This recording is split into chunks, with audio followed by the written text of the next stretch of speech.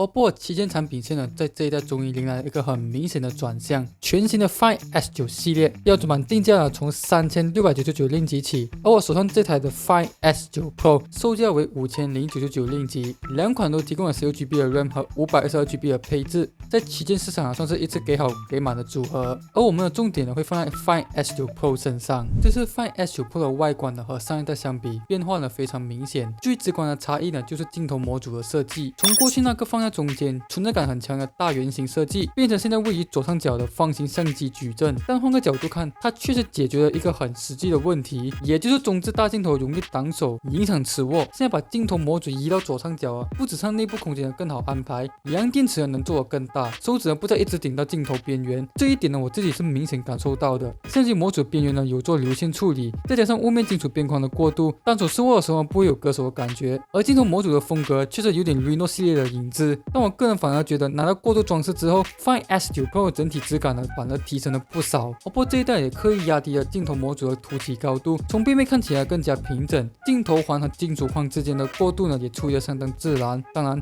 因为镜头模组位于左上角，手机平放在桌面上时，还是会出现小幅度跳蚤板的情况。机身厚度呢为 8.25mm， 重量大约在224克，比起上一代，这一代的重心分布呢会更好。背面采用了冷雕玻璃后盖，搭配铝合金磨砂支边中框，摸起来的细致，不滑手也不容易沾染指纹。边角采用目前常见的4圆角方装饰设计，手比较小的使用者在紧握的时候可能会稍微卡手，但因为机身并不算宽，单手操作、滑通知和讯息都还算轻松。机身右侧配置了音量键和电源键，和一个侧边实体快门键，在拍摄的时候可以透过这颗按键进行对焦、拍照或者缩放，轻按2下即可快速启动相机，左右滑动则能调整变焦，整体按压力道调整的不错，容易上手，也清楚分辨不同操作对应的回馈。对于习惯使用实体快门的人来说，是一个实用又加分的设计。左侧上方则换成了一个类似 iPhone 的多功能快捷键，称为 Snap Key， 只要长按就可以执行自定操作，像是快速切换静音模式，或者自己也可以设定为 AI 记忆舱、相机、手电筒、录音、翻译或者截图等功能。我自己是把 Snap Key 设定为快速启动相机，长按就可以直接进入拍摄，而且 Snap Key 也支援相机操作，按下就能直接拍照，在临时抓拍的时候相当方便。机身底部配置则包含喇叭、USB-C 和SIM卡槽，那 SIM 卡支援双卡设计 ，Nano SIM 加 Nano SIM 同时也支援eSIM组合，盒装配件也相当完整，包括快充头、线材、卡针，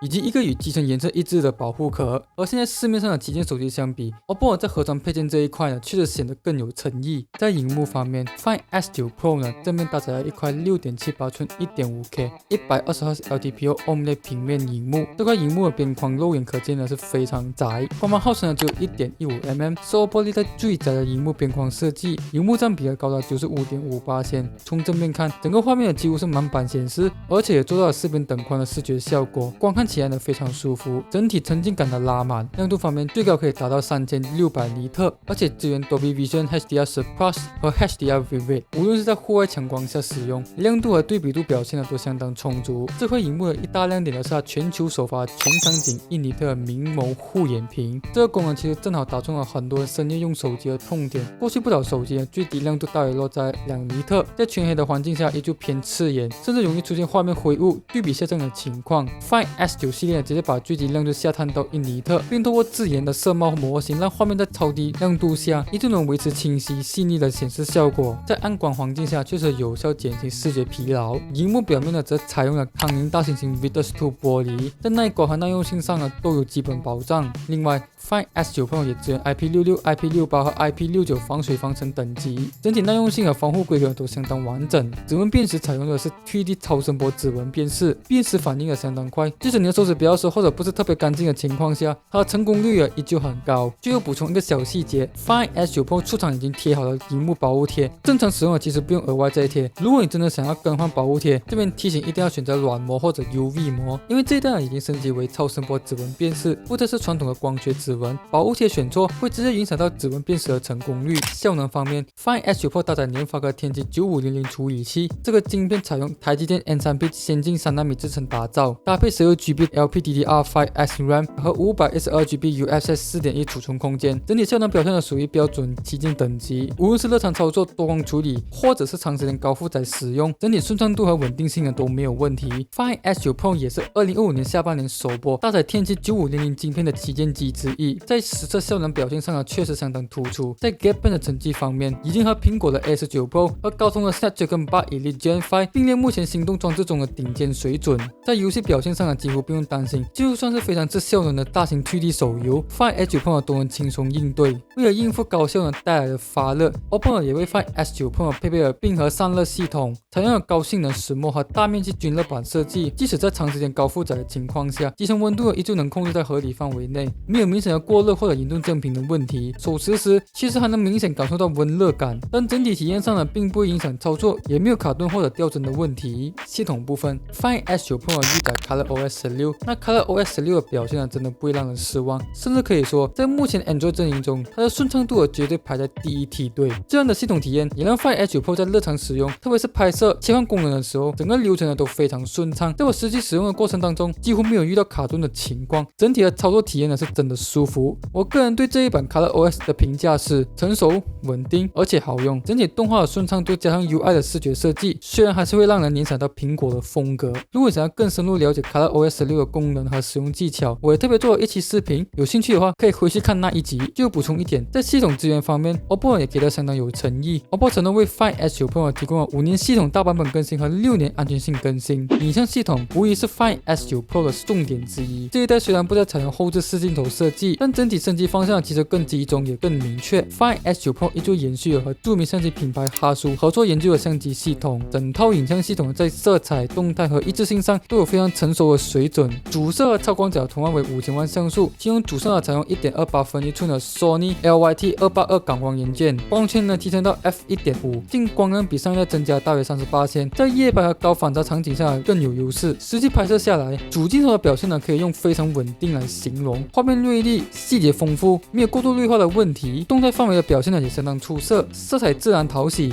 又不会过度浮夸。那夜拍也是这颗主镜头的强项之一，低光环境下的杂讯控制得很好，暗部细节保留完整。超广角镜头则维持 2.75分1寸5000万像素 GN5 感光元件 f2.0 光圈，整体表现依旧完整，色彩准确度和白平衡控制得相当一致。即使在室内或者软光环境下，色温依旧自然，动态还原能力也不错，亮部不容易过曝，暗部也能保留一定细节，不过边缘锐化度仍有些进步空间。在部分场景下边角会出现轻微的朦胧感，但整体表现仍属于旗舰水准。而它最大的升级来自于长焦镜头 ，Find S9 Pro 将2个长焦镜头整合成一颗2亿像素的潜望式长焦镜头。这个长焦采用了 1.56分1寸的 HP5 感光元件，净光量相比上一代大幅提升高达158%，同时还支援10公分长焦微距，整体变焦范围覆盖了 0.6 倍到最高120倍，其中10倍到60倍是由 AI 演算法进行解析度补强，而60倍到120倍则透过像素端模型进行像素级重建。实际这整用下来 ，Find S9 Pro 可以说是今年 Android 阵营中拍远景最稳定的手机之一。3倍到10倍的画质非常扎实，色彩和主镜头保持高度一致，支援6倍、10倍无损变焦，有着很高的实用性。当放大到20倍以上，系统会自动启动超高解析模式，而在60倍到120倍则会启用 AI 超高解析辅助。画质以手机规模来说，已经是相当惊人的表现。所以如果你在拍摄60倍以上的时候，一眼看到画面觉得有点糊，这并不是你的问题，而是相机会在背景及时分析，重组画面细节，最后才输出完整成像。当你手持拍摄的时候，防震表现也相当可靠，即使在高倍率下，画面也不会出现明显的抖动。不过有个小缺点，在极高的焦段，比如120倍的时候，偶尔按下快门后，系统可能捕捉到的是消后的画面，而非你按下瞬间的那一帧，这点需要稍微适应。此外 ，Find S9 Pro 也加入了单下色彩还原镜头，搭配多光谱感测器，能在不同光源下提供更一致、更准确的色彩表现。再加上 Nummo 超像素引擎和哈苏自然色彩调教，整体成像风格偏向真实耐看，也为后置保留更大的调整空间。那这对人像摄影特别有感，即使在大逆光或者背景色温非常复杂的情况下，人物肤色依旧自然不偏色。如果你是非常在意人像细节和肤像表现的使用者，我可以很肯定的说 ，Find S9 Pro 的人像表现绝对不会让你失望。而在哈苏模式下，你也可以完整发挥主摄超广角5000万像素或者长焦镜头的2亿像素进行拍摄。尤其在拍摄2亿像素长焦照片的时候，按下快门后，你会看到画面一格一格重新组合的细节，整个过程相当有仪式感，也明显感受到高高像素带来的解析力。此外 Find S9 Pro 的内建多达17种色纹滤镜，其中有6种是模拟传统相机和菲林的风格，甚至冷调、软调闪光，模拟早期 CCD 相机的成像风格。对于喜欢直出风格的使用者来说，可玩性相当高。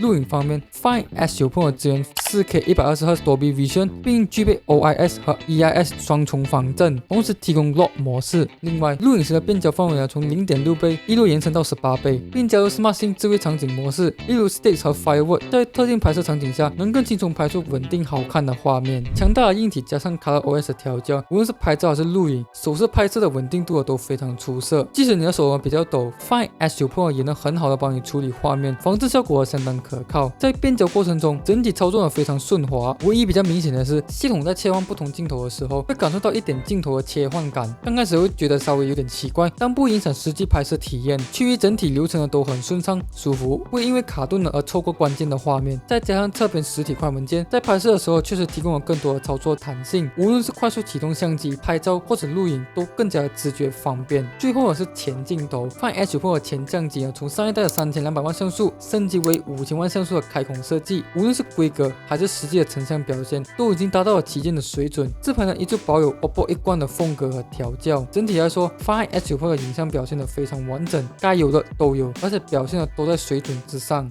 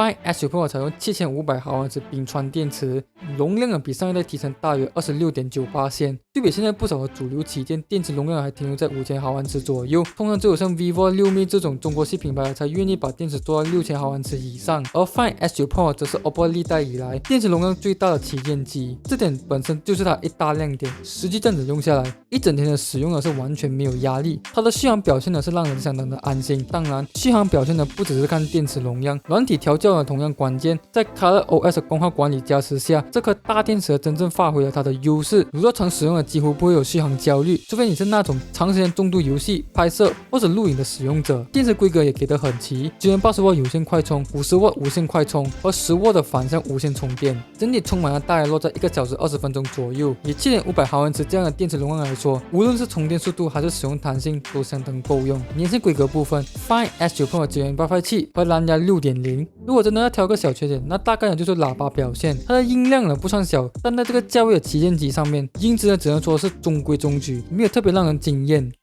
整体来说 ，Find S9 Pro 并不是一直靠炫技取胜的手机，它更像是把设计、影像、效能和续航全部稳稳打磨到位的旗舰。如果想要的是外形成熟、拍照够强、电池够大、效能稳定，而不是一堆噱头的手机 ，Find S9 Pro 确实是 OPPO 近年来相当完整也相当成熟的一款旗舰作品。而且 OPPO 在盒装配件上依旧给得相当有诚意，在目前的市场环境里，也是为数不多还愿意提供完整配件的品牌之一。这一点我个人是给肯定的。所以OPPO Find S9 Pro 就这样 ，See you，